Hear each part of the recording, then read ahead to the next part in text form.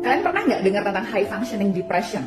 Ini adalah depresi ya, yang mana orang yang ngalaminnya itu tetap bisa berfungsi, tetap kerja, tetap kuliah, tetap ngurus anak. Jadi jangan pikirin kayak cuma tiduran berbaring gitu. Dia high functioning, dia tetap bisa bangun dan berangkat kerja, dan dia nggak nunjukin gitu bahwa di dalam dirinya itu udah berdarah-darah, ibaratnya udah dengan terseok-seok, susah payah. Orang lihatnya dia positive vibes ya, semangat kerja, berambisi gitu, terus kemudian juga kayaknya gak ada masalah, hahaha. Tapi dia masking itu, menutupi perasaannya yang murung, tengah malam nangis, merasa kesepian, merasa hampa. Energi itu sebenarnya low back banget, turun banget energinya, tapi dia paksa-paksain. Motivasi itu sebenarnya udah hampir nggak ada gitu untuk ngelakuin hal-hal yang biasanya dia senengin, hobi ya, something yang fun, itu udah hilang. Jadi dia hanya melakukan hal-hal yang kayak udah deh, kayak mau nggak mau terpaksa nih gitu. Day by day itu dijalani udah kayak autopilot aja. Nah, hati-hati sama high functioning depression.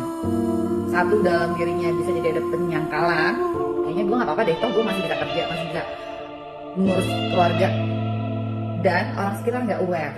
Justru lebih hati-hati nih high functioning depression. Kenapa? Karena pada depresi ya bisa ada pikiran-pikiran ke arah kematian, sampai ke arah bunuh. Dan bahaya kalau tidak ditangani secara profesional. Jadi yuk kita sama-sama aware ya gejala-gejala depresi apa saja. Jangan ragu untuk cek dan konsultasi ke profesional kesehatan mental, ke psikiater, ke psikolog, dan bicara deh sama orang terdekat. Dan orang terdekat, please empati, no judgment, dan dampingi untuk konsultasi dan menjalani proses pemulihan. Take care guys. Ada seorang mahasiswi yang bunuh diri karena dilecehkan sama dosennya. Dan yang menarik perhatian, ketika dia ditemukan bunuh diri, ada sebuah surat pengaduan yang menceritakan kronologi dia dilecehkan sama dosennya. Di suratnya dikasih tahu kalau si dosen itu melecehkan korbannya, entah minta dipijit, entah badan korban disentuh-sentuh, atau si korban mau dicium sama si pelaku.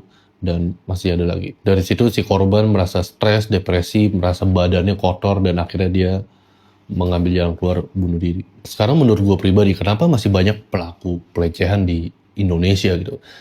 Karena hukum tentang pelecehan kayaknya masih kurang berat. Karena pelaku-pelaku pelecehan seperti ini, mereka tidak bisa diajarkan, tidak bisa dikasih tahu secara normal, harus dikasih hukuman yang setimpal, entah hukuman dikebiri lah, disiksa atau segala macam. Menurut gue ketakutan itu lebih ampuh untuk mengajarkan mereka.